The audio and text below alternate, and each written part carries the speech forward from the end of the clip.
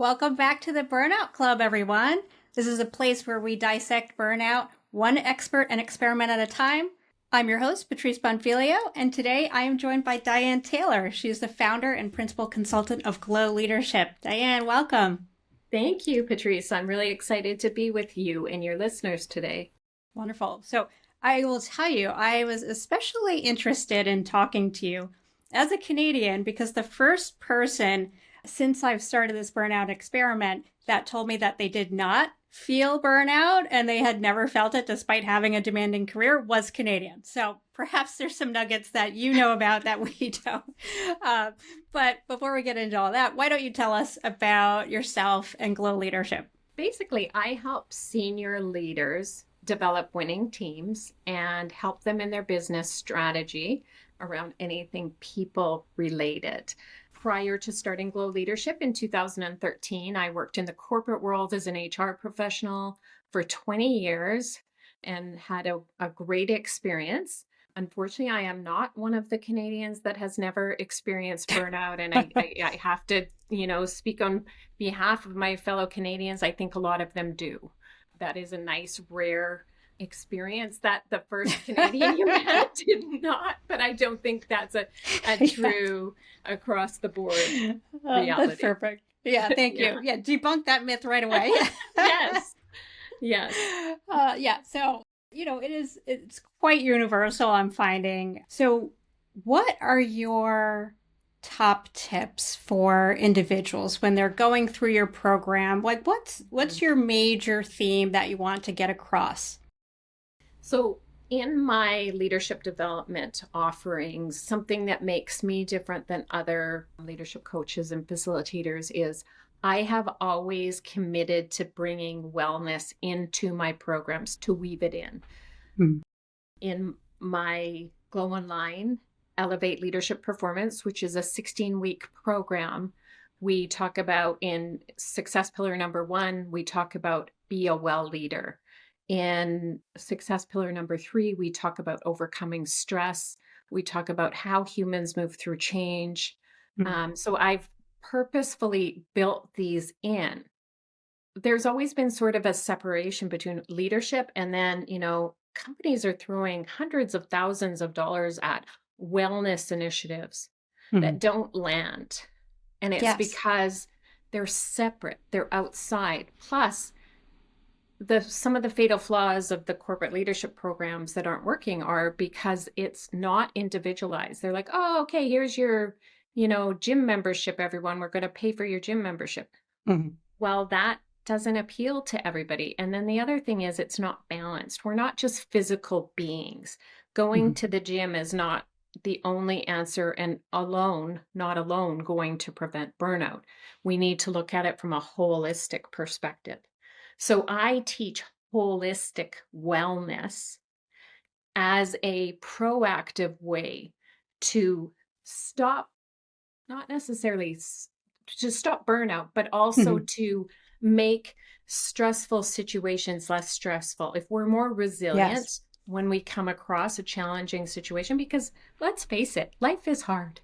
Yeah. Stuff is going to happen. We're all going through it. Right? Absolutely. Yeah. First of all, on a universal level, right now we're in a very stressful time, all of us. And then we all have our own stuff in our lives that we're dealing with, right? Every single human has their challenges.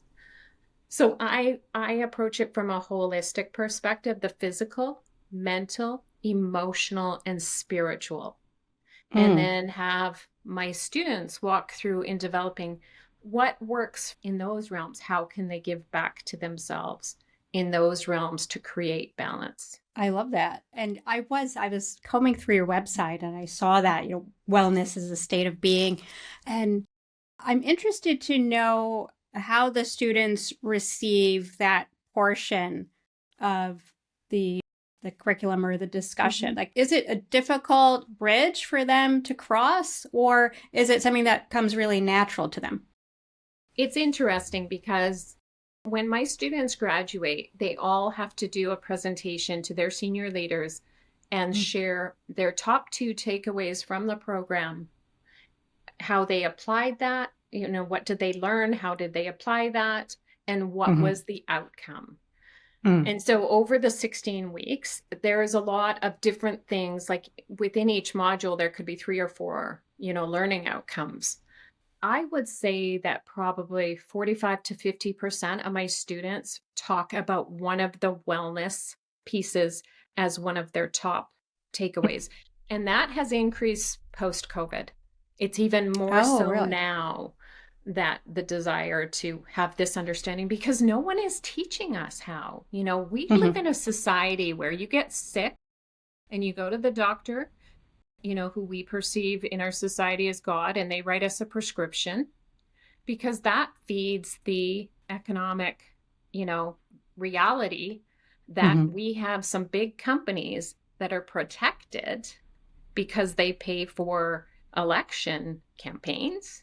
Mm-hmm. So rather than dig down and figure out how can we be a well society, and let's teach our people how to take back their power in terms of their health and well-being and vitality, we'll just be in this cycle of Yeah. crunching them and burning them out and then prescribing Mm-hmm. drugs that will, not address the root of the problem. And then we are now in a mental health crisis, Mm-hmm. and our disease rates are through the roof because we have this cyclical Yeah. engine that's not serving us. Mm-hmm. Yeah. Yeah. I think a lot of people feel trapped in that sort of heaviness of the Yes. burnout. And they Yes. really don't know where the off ramp is. How did you determine that 16 weeks was an appropriate amount of time? Was it just based on the amount of pillars you have, or is that something to keep in mind? Like, hey, this might be the length of time it would take for me to feel a bit different. I think in terms of, that's a leadership program. So Mm. in order to have meaningful change, like the idea that a lot of corporations send their people off site for a day or 2 days or 3 days of intensive training, and then they come back and there's no real change.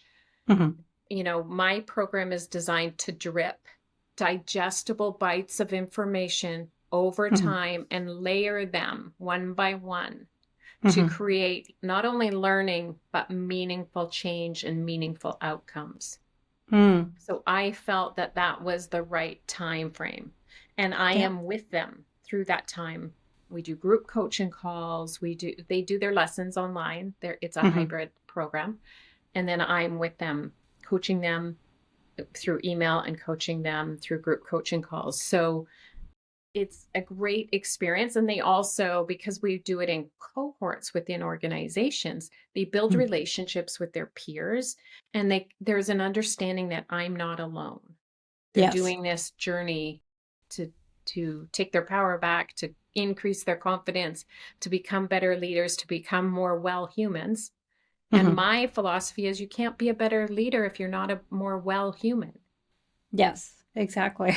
A lot of people think, oh, I'm going to get promoted because I'm going to show them how busy I am. And like, oh, I'm working all these hours. Well, guess what, honey? No, you're not.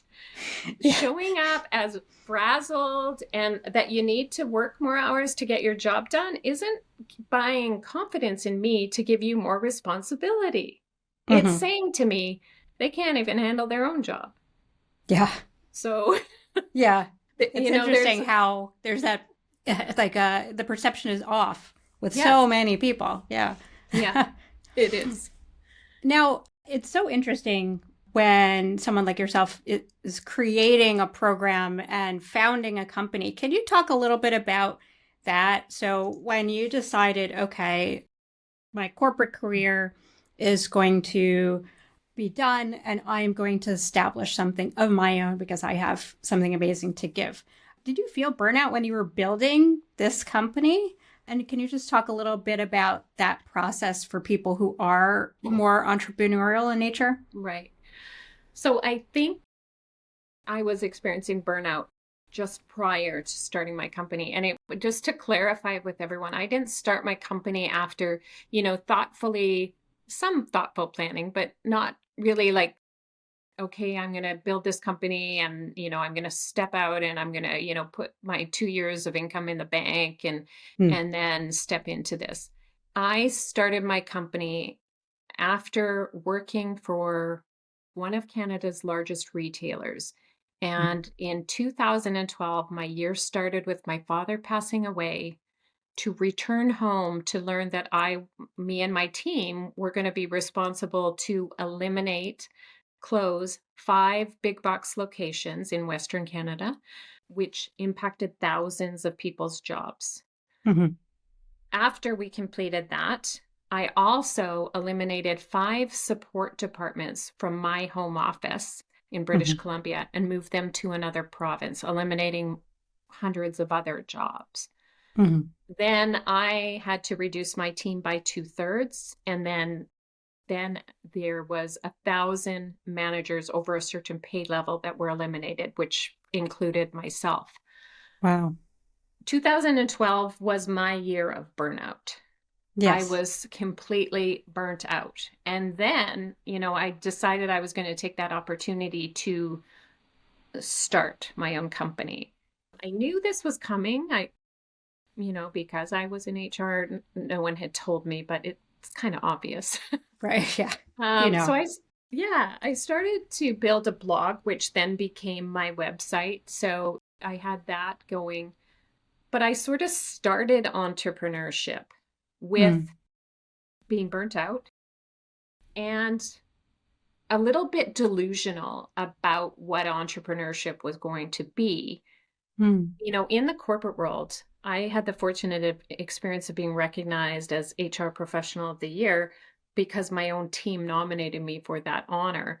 Nice. And I was on top of the world. Everyone wanted a piece of me. Everyone wanted to talk to me. And then I come out into, my self-employment thinking, oh, everyone's going to want to work with me. And it was Mhm. like crickets.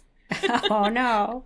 So, you know, then there's the financial concerns. And I am a Mhm. single mother with 2 children and a Mhm. mortgage. So Yeah. that was a lot of pressure. Mhm. So if I was to go back and engineer it, it wouldn't look anything like how it actually played out. Yeah. So, but I think because the reason why I'm so intentional about wellness, or it's always been at my core and what I teach other Mhm. humans, is because of my story. And my story is that 2 months before my fourth birthday, my sister died of Oh. cancer. Oh. And the So rug was sorry. pulled from under me. Thank you. Mm. And in that time frame, back in 1974, there was no such thing as counseling or Mm. therapy or understanding that our emotions greatly affect us. Mhm. So as a family, we just soldiered on. And Yeah. then when I was 17 years old, I was looking for her birth certificate so that I could get into the clubs because 18 was the drinking age in the Oh. province I lived in. Ah, So I'm like, okay. oh, this is going to be great. I can get into the clubs. It's my fake Mhm. ID. And I found a book of sympathy cards. And in that moment, my world imploded. And in the Oh. next month, I tried to commit suicide 3 times. Oh my goodness. It Really? was after my third attempt that I got help. Mhm. And from that moment, I've been on a healing journey my entire life. And Mm. I have become very well aware of what it takes for me to Mhm. be on the right side of my emotion, the right side Mhm. of my energy, so that I don't dip down into depression Right. without any medication. Mhm. So I've sort of taken what I've learned and like to teach that to others because I think it's one of the most empowering things we can give another human. Oh, yes, I agree. Thank you for being so open and transparent about that. Um, Yeah. and I'm finding that even if the story or the trauma or the pain is different in other people, there always seems to be something that baggage and that emotional burden that we're carrying, and we're carrying it all the time. It Yes. doesn't just it doesn't stop at the door when we walk into our office. It's Right. really a lifelong thing that we have to grapple with. So I appreciate that you're trying to elevate the entire human, as you're saying, with techniques that have worked for you. I don't know if I'm correctly tying this together, but is that why you named your book Elevate Potential? Because I just have this image in my head when you were saying the third time the counseling and the program worked for you. And I just see things being, lifted and removed and elevated. Is that connected at all? I never thought about it that way, but that's great, Patrice. It probably is on some subconscious level that I wasn't even aware of. But when I talk about elevate, I believe that when we elevate our consciousness, when we become conscious human beings, by doing the work, by digging into those, past traumas, by removing the hurt that triggers our behaviors, because people think they're not getting promoted because there's a glass ceiling, or they're not working enough hours, or they don't have the right letters behind their names. And as an HR professional and as a consultant that sits at the table when promotion decisions are being made, that is not the reason. The reason people are missing the promotions they desire is because they're showing up negatively because of the triggers from their unhealed wounds. If I'm to summarize it down. Yeah. That is a very real statement. Oh my goodness. And it's because when we show up in these triggered ways, it's off-putting, and it doesn't allow us to create influence, and it doesn't allow us to create buy-in. And without those two things, we're not a leader. So, wow. Can you repeat that phrasing again? I just think it's really critical that everyone absorbs what you're saying, because we probably all have a little bit of it, even if it's not present 100% of the time. But say it one more time. Let me see if I can repeat back. So people think they're being held back from promotions because of external things like a glass ceiling, which doesn't even exist. They don't have enough letters behind their name. They're not working hard enough. They're not forcing these outcomes. But the reality is they're not getting promoted because they cannot create influence and buy-in, because their unhealed wounds are creating triggered behaviors that make them show up in ways that prevent the ability to create influence and buy-in. Okay. Oh, wow. So much to talk about with that. So, I think it's great for the listeners to do a quick inventory. What are those unhealed wounds that do trigger me? Everyone has triggers, right? We may react a little bit more strongly, a little bit more subdued, but what are those triggers, to keep them top of mind and just be honest with yourself? And then, having the influence and the buy-in. Can you talk a little bit about that aspect? So when you talk about influence and buy-in, what do you mean? As a leader, the role is to influence others to buy in with ease to where the business objectives are going, the vision of the company or the team or whatever. So in order to influence someone, they need to trust you and believe in you. But if you have barriers to influence, barriers to trust, barriers that are causing others not to respect you, that prevents a block. And in my book, I use myself as an example. The first third, I share my story. And then the next chapter, I actually share the impacts of how that has impacted me and the negative ways that I have shown up as a result, and the impact of those negative results, right? And really, this is where we get to the burnout. Yes. Because when I was 4 years old, the rug was pulled from under me. I had no control over that. I had no control over my parents' grief and them, separating emotionally from me because they had their own huge burden to go through. I couldn't change the situation. And from that day forward, I became a control freak. Mm. And how does being a control freak show up in the workplace? It shows up that I don't trust those around me. And then I'm Yeah. intimidating. Mm-hmm. And that is a barrier to influence. Yeah. I can see how that would happen. Yeah. yeah. So it's interesting. Like you nailed it. We don't all have the same story, and there's probably very few people on the planet that have the exact same story as I do. Mm-hmm. But we all have something. Mm-hmm. And it might even not be something big. A lot of people have big stuff, very big stuff. Yeah. But even if you're thinking, well, I don't have anything, I don't have it, you probably do. It just might be stored away in your subconscious mind. Yeah. So the reason I share my story, and I'm, very vulnerable in sharing how that impacted me and my negative behaviors, is because the negative behaviors that I have had or my triggers are the same as other people's, even though they've had different experiences. Oh, yeah. So if my hope is that by reading through that, people can go, oh, I behave like that. Oh, I wonder if that's because of this. And then we walk through, I talk about the conscious leader, behaviors that conscious leaders show. And then the unconscious leader, how do unconscious leaders show up? Well, we've all had them.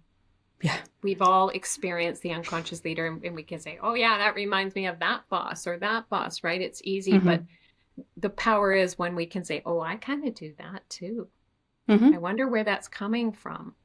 Yeah. Okay, and then I work through the rest of my book on how do you go through a process to heal those things, to let go, to take your power back and move through it. What we're not taught anywhere else.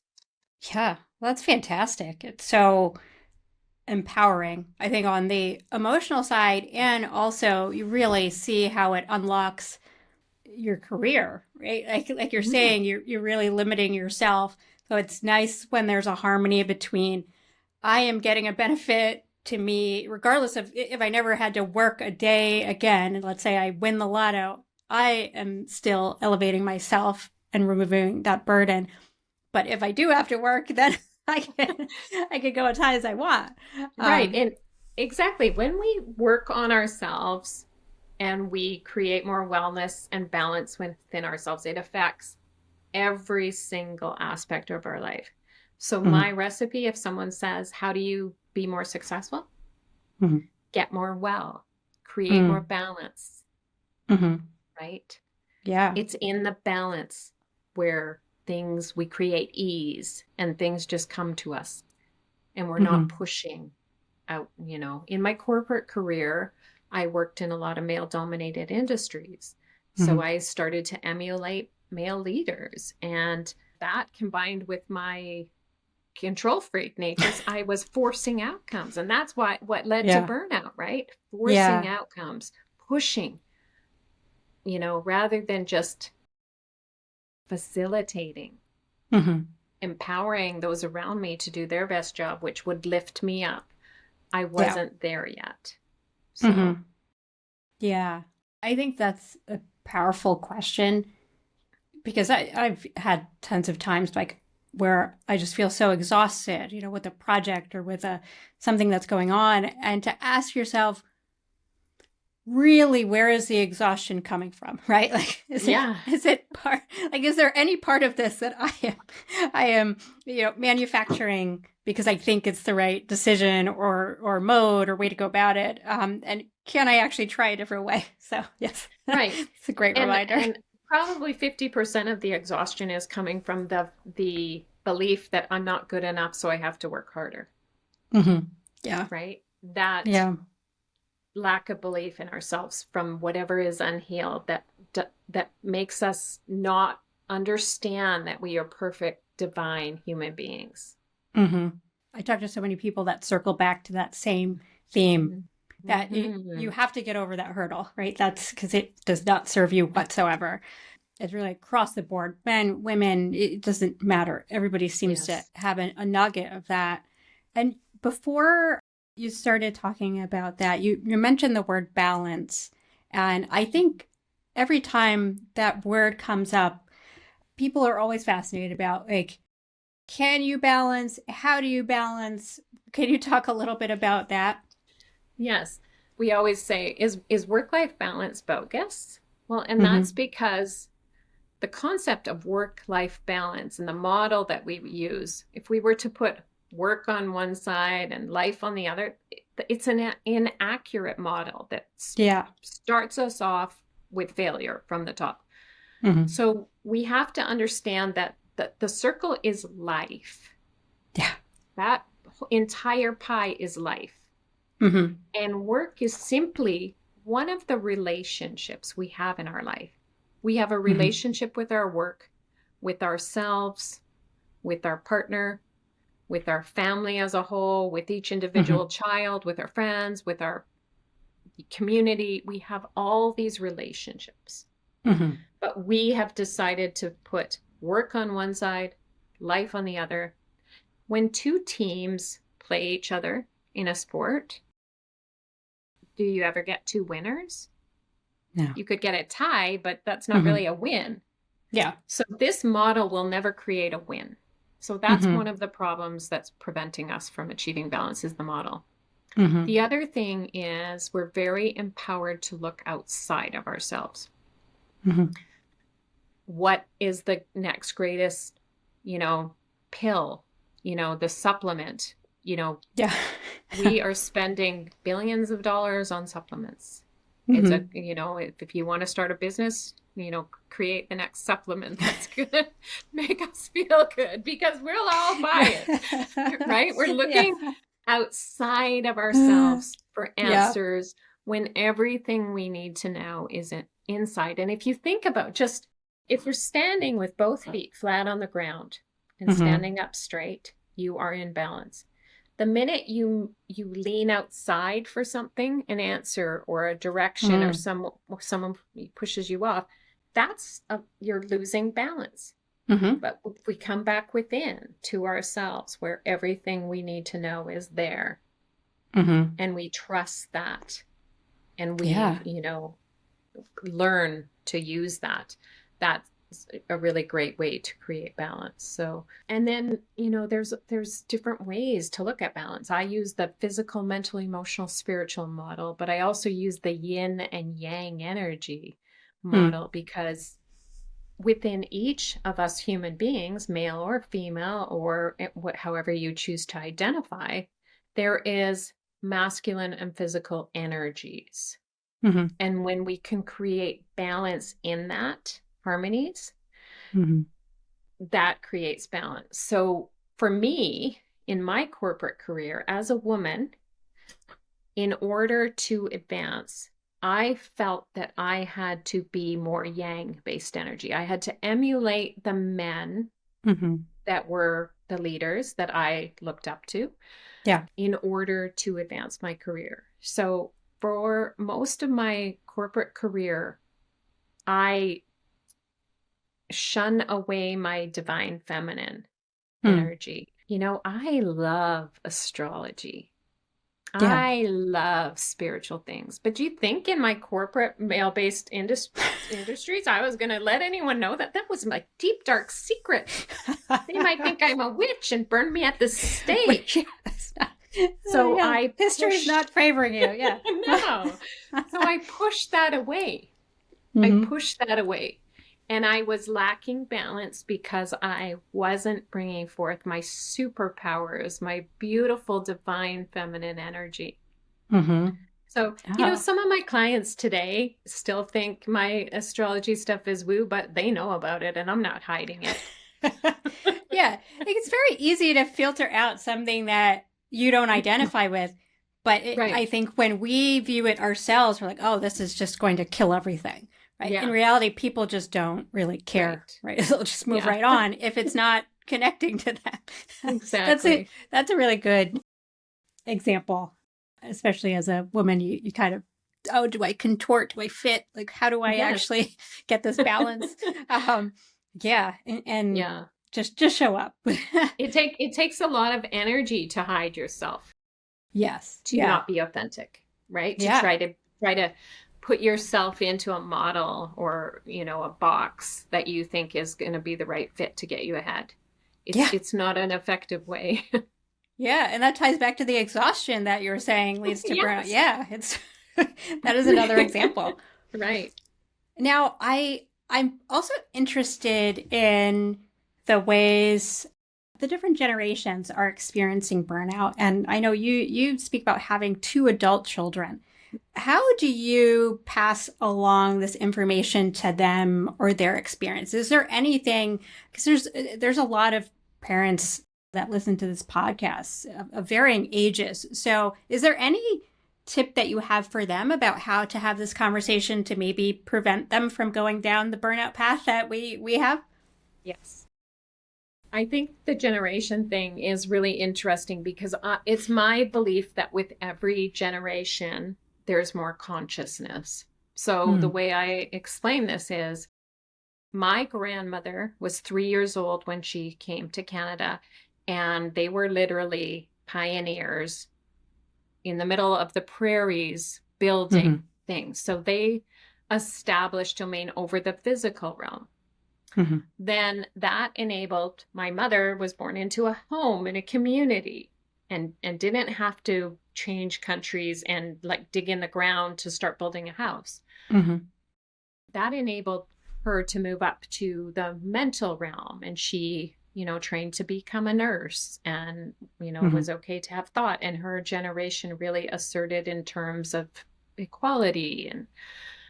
And then, however, they weren't, like I mentioned, parents lost a child, neither one of them had a day of counseling, right? So they did not have any domain in the emotional realm, so they enabled us by establishing a strong mental realm.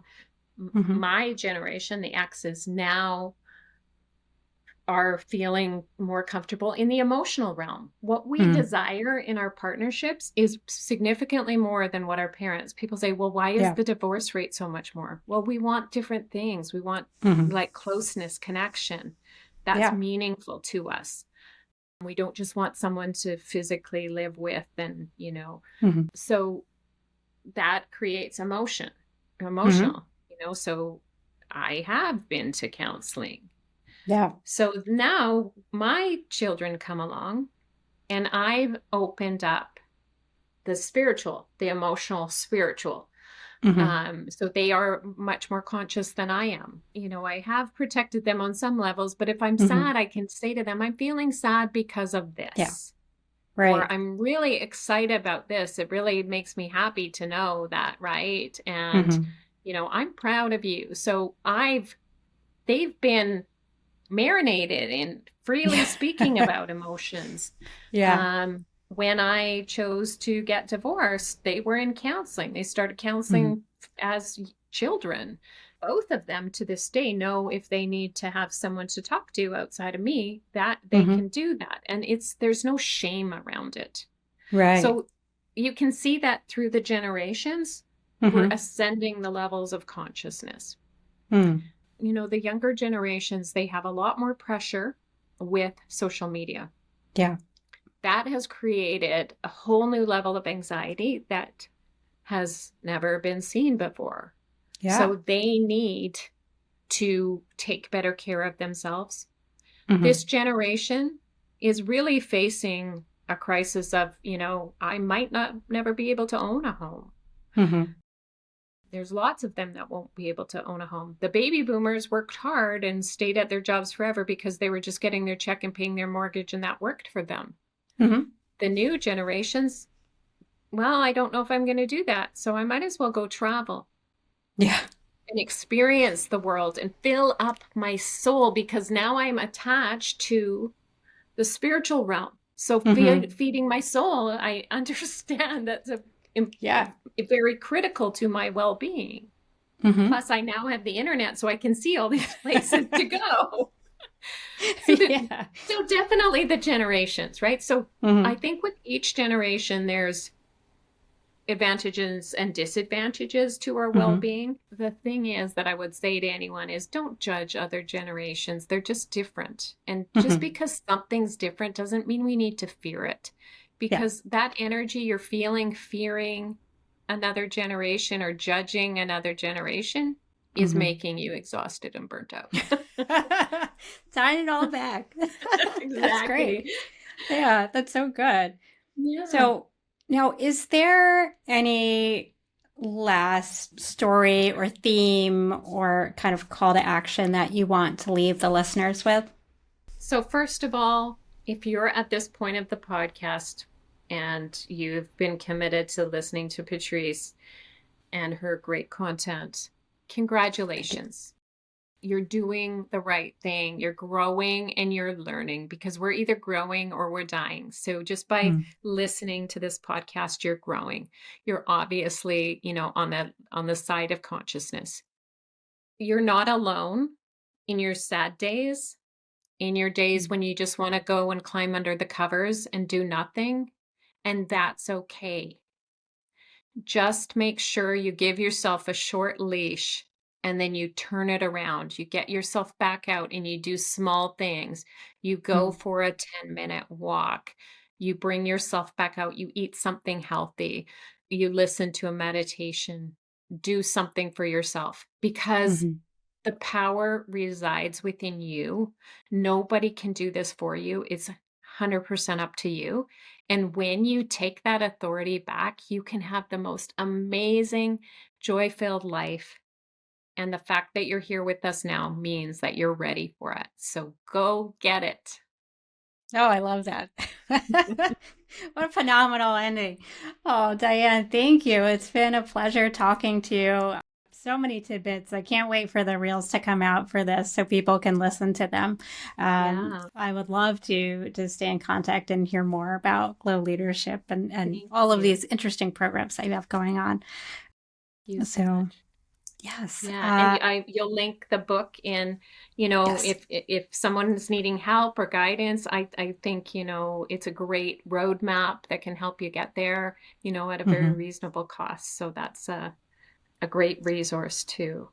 Yes. Yeah. So take advantage of all the resources. And to all the listeners, thank you. Remember to follow and subscribe, and see you next week. Thank you. Bye. Thank you.